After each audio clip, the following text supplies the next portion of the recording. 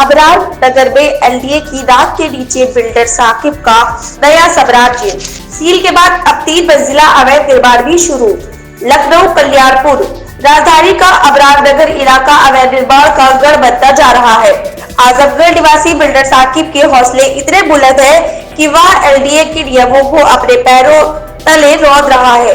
ताजा अपडेट के मुताबिक सील बिल्डिंगों का खेल तो चल ही रहा था, अब एक और नई 3 मंजिला इमारत खड़ी कर दी गई है और विभाग गहरी नींद में सोया हुआ है। एक के बाद एक कारों की धज्जियां।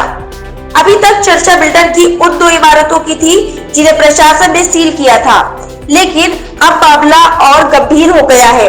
इसी अबरार नगर इलाके में बिल्डर साकिब की एक तीसरी नई बिल्डिंग का निर्माण युद्ध स्तर पर चल रहा है। देखते ही देखते यह इमारत 3 मंजिल की तैयार हो चुकी है, लेकिन मजाल है कि एलडीए का कोई सिपाही भी वहां फटका हो। अधिकारियों की चुप्पी कर उठ रहे सवाल। क्षेत्रीय लोगों में चर्चा है कि आखिर इस बिल्डर पर किसका हाथ है। पहली बिल्डिंग सील होने के बावजूद अधिकारियों की सेटिंग से पूरी कर ली गई। दूसरी बिल्डिंग कागजों में सील पड़ी है। तीसरी बिल्डिंग 3 मंजिल बनकर तैयार हो गई है, पर कोई रोकने वाला नहीं।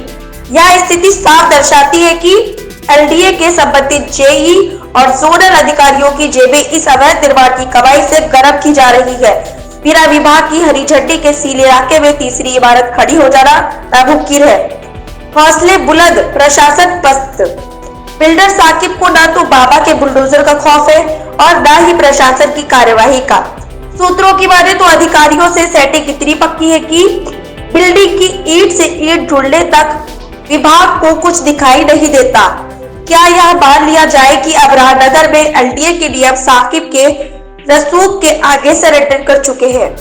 इस खुलेआम हो रहे भ्रष्टाचार से ईमानदार अधिकारियों और योगी सरकार की जीरो टॉलरेंस नीति पर बड़ा प्रश्न चिन्ह खड़ा कर दिया है।